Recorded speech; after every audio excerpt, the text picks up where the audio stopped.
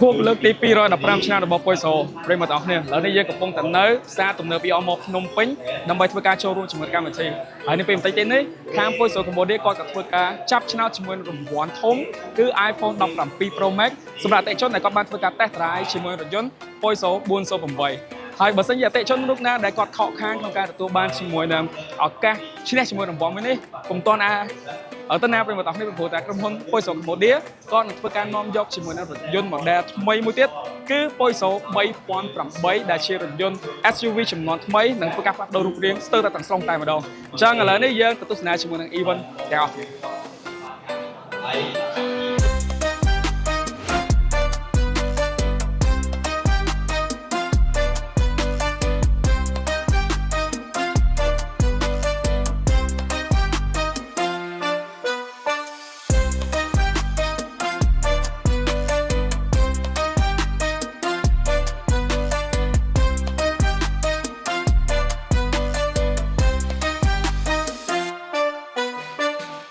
អូខេប្រិមត្តអរគ្នាចឹងខួបលើកទី215ឆ្នាំរបស់ពុយសូ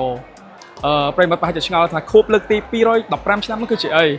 គឺដូចជាខួបកំណើតរបស់ក្រុមហ៊ុនពុយសូទាំងមូលអញ្ចឹងដោយសារតែដូចប្រិមត្តដឹងអញ្ចឹងក្រុមហ៊ុនពុយសូគឺជាក្រុមហ៊ុនដែលមានអាយុកាលក្រុមហ៊ុនគឺចំណាស់ជាងគេតែម្ដងក្នុង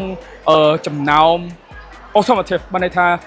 នៅខាងវិស័យយានយន្តអញ្ចឹងណាប្រិមត្តអរគ្នាអញ្ចឹងឥឡូវយើងងាកចូលមកមើលតាក់ទងជាមួយនឹង model ថ្មីដែលនៅខាងឆ្វេងដៃខ្ញុំបាទនេះគឺជារថយន្តពុយសូ408ខ្ញុំឲ្យទៅលើរូបរាងខាងក្រៅខ្លាំងមែនទែនហ្មងដោយសារតែរូបរាងវាគឺបែបប្រភេទគេហៅថា sedan កាត់ជាមួយនឹងប្រភេទ SUV អញ្ចឹងដែរហើយអ្វីដែលសំខាន់នោះគឺយើងមកប្រភេទគេថាបែប sport អញ្ចឹងណាប្រិមត្តហើយបើតាមខ្ញុំដឹងគឺរថយន្តនេះគឺមានមកជាមួយនឹងការ design ទៅលើ aerodynamic គឺល្អខ្លាំងមែនទែនតែម្ដងហើយក៏បំពាក់ជាមួយនឹងប្រភេទ logo ពុយសូថ្មីដែលទើបតែធ្វើការ update ដែលចំនួនចាស់យើងឃើញជាមួយនឹងរូបតោទាំងមូលខ្លួនប៉ុន្តែសម្រាប់ចំនួនថ្មីនេះគឺយើងឃើញតោត្រឹមពាក់កណ្ដាលខ្លួនមកវិញដែលមើលមកគឺវាអំណាច luxury ហើយស្រស់ស្អាតស៊ីជាមួយរថយន្តប្រភេទពុយសូថ្មីតែម្ដងហើយគួរបញ្ជាក់ផងដែរថាសម្រាប់ logo ប្រភេទនេះនឹងត្រូវធ្វើការបំពាក់នៅគ្រប់ model របស់ពុយសូនាពេលខាងមុខផងដែរឥឡូវយើងចូលមកខាងក្នុងយើងទៅ check មើលតាក់ទងជាមួយរថយន្តពុយសូសេរីថ្មីនេះប្រិមត្តអរគ្នា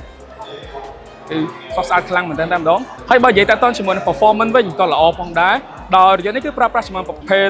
ម៉ាស៊ីនសាំងដែលមានចំណុះ 1.6 លីត្រ turbo គេតែខ្ញុំអត់បានតេស្តជាមួយរថយន្តនេះទេប៉ុន្តែខ្ញុំនឹងព្យាយាមធ្វើការយ៉ាងណាខ្ញុំនឹងសាកសួរទៅខាង sales ដើម្បីធ្វើការតេស្តរថយន្តនេះនៅខាងក្រៅហើយនឹងធ្វើការថត footage ជូនប្រិមត្តទាំងអស់គ្នាតែម្ដងអូខេចុះឥឡូវយើងងាកមកមើលផ្នែកខាងក្រៅនៃរថយន្តពុយសូ408នេះវិញប្រិមត្តទាំងអស់គ្នាពេលប្រហែលជាឆ្ងល់ហើយពេលដែលមកឃើញរថយន្តថាឆ្ងល់ថាហេតុអីក៏មានផ្លិតទឹកនៅខាងក្រៅហើយដោយសារតែរថយន្តនេះគឺត្រូវបានធ្វើការរចនាមកប្រភេទថា aerodynamic អញ្ចឹងណាវាលាតសន្ធឹងបែបនេះដើម្បីនៅពេលដែលយើងជិះមកគឺខ្យល់ធ្វើការជះជាមួយនឹងទឹកដែលដក់នៅជាប់កញ្ចក់ខាងក្រៅនេះអញ្ចឹងគឺយើងមិនចាំបាច់មានជាមួយនឹងផ្លិតទឹកនៅខាងក្រៅទេដែលនេះគឺជាបច្ចេកវិទ្យាថ្មីនៃរថយន្តពុយសូផងដែរក្លឹបខាងក្រោយគឺជាប្រភេទក្លឹបបិទបើកដោយស្វ័យប្រវត្តិអូតូហើយអីដែលសំខាន់នោះប្រិមត្តក្លឹបនៅខាងក្នុងនេះគឺទូលាយខ្លាំងមែនតើតែម្ដងដែលដូចតែខ្ញុំនិយាយអញ្ចឹងរថយន្តនេះគឺជាប្រភេទរថយន្ត sedan មើលរូបរាងខាងក្រៅប៉ុន្តែផ្នែកខាងក្រៅគឺជាប្រភេទរថយន្ត SUV ដែលខាងក្នុងនេះគឺទូលាយខ្លាំងមែនតើយើងអាចទៅកាប់ទុកអីវ៉ាន់បានច្រើនហើយសូម្បីតែផ្នែកអង្គុយខាងក្នុងក៏ទូលាយផងដែរ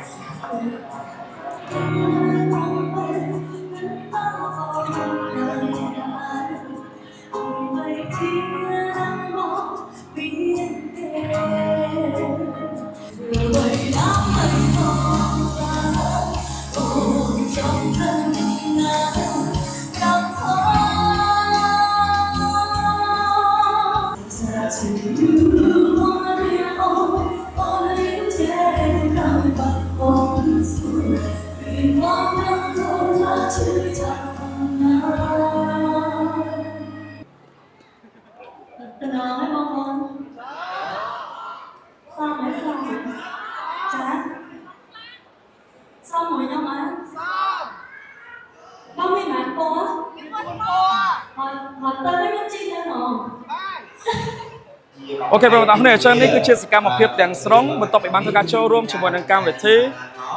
ខួបលើកទី215ឆ្នាំរបស់ក្រុមហ៊ុនពុយសូអញ្ចឹងបើសិនជាប្រិមត្តមានចំណារអារម្មណ៍បែបណាកុំភ្លេចធ្វើការត្រកខមមិននៅខាងក្រោមផងហើយអីដែលសំខាន់នោះប្រិមត្តអរគ្នាដូចតែខ្ញុំបញ្ជាក់ឡើងវិញអញ្ចឹង រថយន្ត Poison